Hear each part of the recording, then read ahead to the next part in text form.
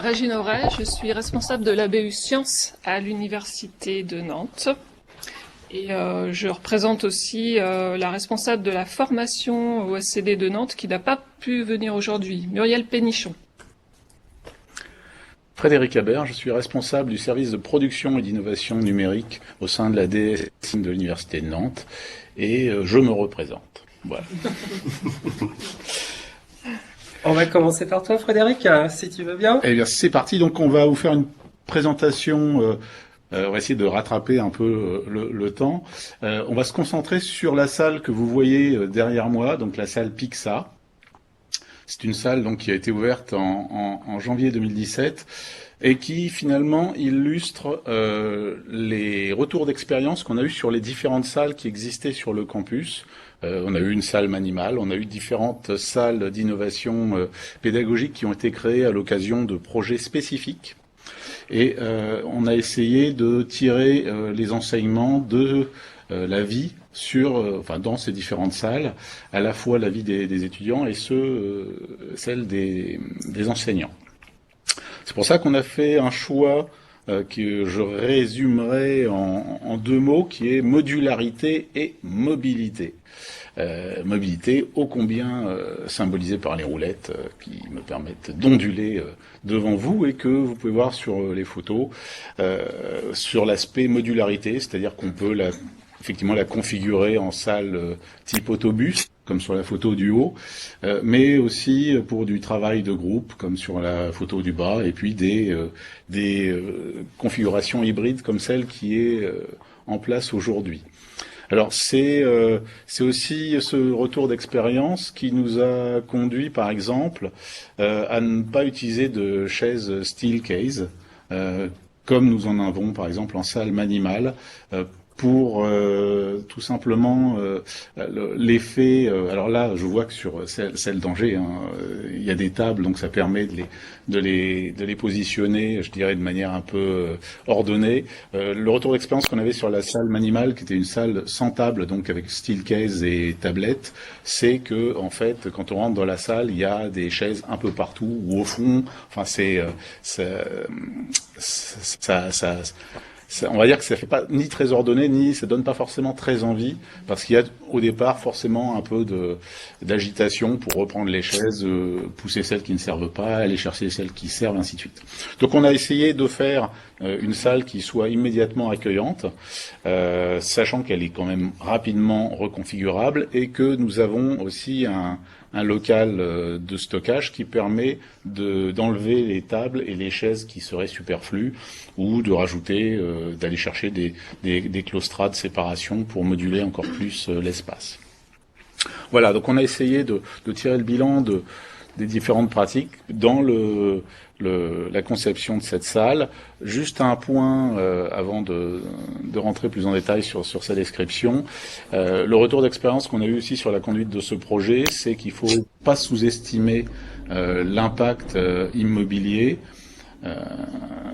Comme ça a été le cas ici, puisqu'on se trouve dans les locaux de la BU, quand vous abattez une cloison, tout de suite vous déclenchez une boîte de Pandore au niveau des services de sécurité, du chauffage, de l'électricité, j'en passe et des meilleurs.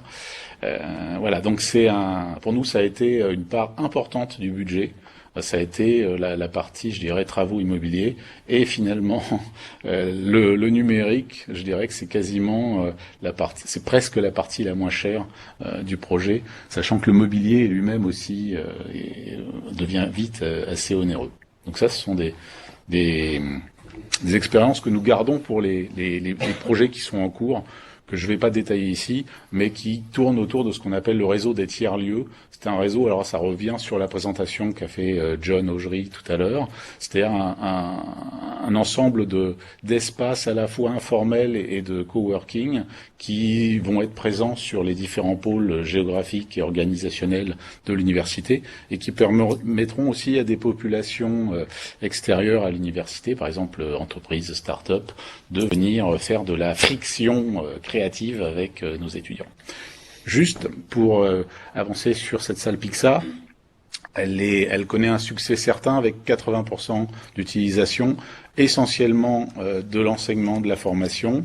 On a en gros 20% de réunions qui servent aussi d'avant-vente, puisque les gens qui viennent en réunion ici, ça leur permet aussi de découvrir les fonctionnalités et éventuellement d'y revenir pour faire de l'enseignement. Voilà. Hop.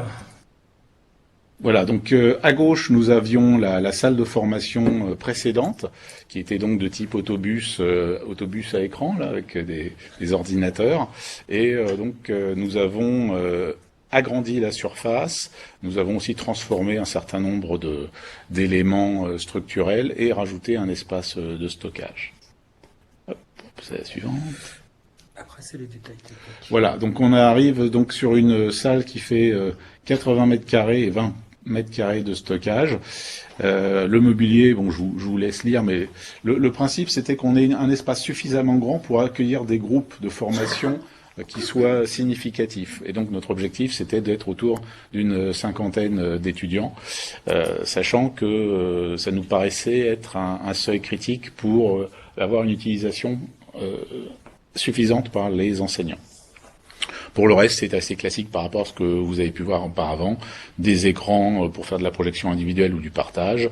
On a un certain nombre alors nous, il y a du bring your own device, mais on en a aussi caché dans les placards. Donc il y a un certain nombre de matériels qui peuvent être mis à disposition au cas où il y aurait des utilisations spécifiques ou des personnes qui ne seraient pas équipées. Voilà, donc très rapidement la présentation de cette salle qui aujourd'hui nous sert aussi un peu de démonstrateur pour les nouvelles salles, notamment dans le cadre des rénovations de campus et du tiers-lieu. Et je passe la parole à ma collègue. Donc un bref retour d'expérience des formateurs de la BU. Ce que je dirais d'abord en premier, c'est que pour nous, la salle Pixa, c'est un outil facilitateur. C'est vraiment la définition qu'on a depuis 2 ans et demi d'usage de cette salle. Donc facilitateur dans tous les sens du terme, bien sûr, parce que ça permet l'échange, ça permet l'interaction, donc ça éveille la curiosité. La curiosité entraîne la création, donc là je parle des étudiants et tous les utilisateurs de cette salle. Donc une personnalisation de tout ce qui peut s'y passer, et donc une implication ensuite des gens dans les actions qui leur sont proposées. Pour moi aussi, ces salles sont très intéressantes parce qu'elles sont belles. Vous avez vu tout à l'heure l'ancienne salle de formation de la BU, c'était pas très sexy, ni pour les usagers, ni pour les formateurs. Donc on est tous faits de la même façon, on aime bien les belles choses, on aime bien le design, on aime bien l'ergonomie. On retrouve tout ça dans cette salle Pixa. La taille est très bien pensée aussi, et puis il y a un très bel équipement. Donc à partir de ce moment-là, on a vu que les usagers de cette salle éprouvent un certain plaisir à venir et revenir. Donc, dès qu'il y a du plaisir, il y a un intérêt renforcé, donc les apprentissages passent mieux. L'expérimentation se fait plus rapidement et ensuite on en garde un très bon souvenir. Donc on revient, on en parle, etc., etc. Et c'est le cercle vertueux.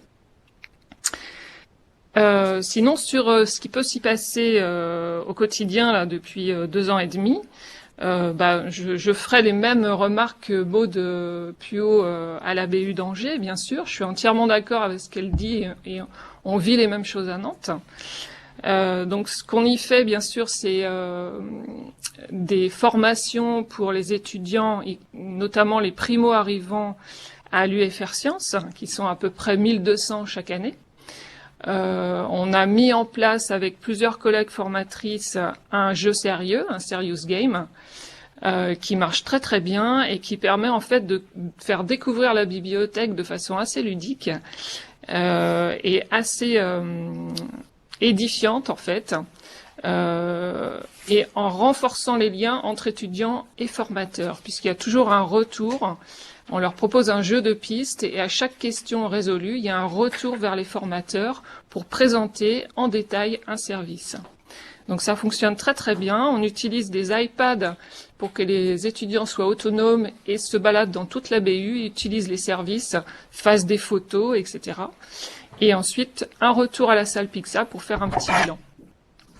Donc on remercie vraiment le service de production et d'innovation pédagogique, d'innovation numérique plutôt, de l'université, de nous prêter aussi ce genre de matériel. Bien sûr, on accueille les formations, les étudiants en master. Donc la modularité de la salle permet en fait d'alterner travail individuel et travail en groupe, en sous-groupe et retour des groupes pour l'ensemble de l'effectif. Donc ça c'est super, c'est très très bien reçu aussi de la part des étudiants. On accueille aussi les doctorants lors des cafés format doct. Donc là on prévoit dans la salle un moment convivial où les doctorants se rencontrent, échangent, s'aperçoivent finalement que certains peuvent travailler sur des sujets connexes. Donc l'idée c'est de les mettre en relation et de faciliter aussi leur travail de recherche. On y mène aussi des ateliers de recherche documentaire à peu près tous azimuts, complètement à la carte par certains moments. Et puis on y fait aussi des événements culturels ou artistiques. Ça, on n'en a pas trop parlé pour l'instant, mais on a fait par exemple ici des ateliers autour de la culture numérique. Et le dernier atelier de restitution était un plateau radio avec la radio universitaire Prune. Donc ce sont des choses aussi qui sont... c'est une salle qui s'y prête vraiment. Et il y a beaucoup d'interactions, beaucoup d'échanges, et ça donne lieu ensuite à d'autres animations, d'autres événements. En fait, au montage d'autres projets. Et puis, on y accueille aussi des conférenciers, on y mène des débats, on peut aussi projeter des films, bien sûr, suivis de débats, d'expositions, etc. Voilà, donc de toute façon, c'est 100% positif. On ne regrette absolument pas notre ancienne salle, bien que, comme Maude, on a pu se poser des questions sur la perte de cette salle et de notre lieu de réunion, nous aussi. Mais finalement, les choses s'alternent bien, se calent bien, et on arrive à l'utiliser à peu près pour l'ensemble de nos besoins. Et donc, comme le disait Frédéric, il y a une poursuite dans ce projet, qui est l'installation de tiers-lieux en BU. Et ça aussi, ça va être une expérience très intéressante. Merci.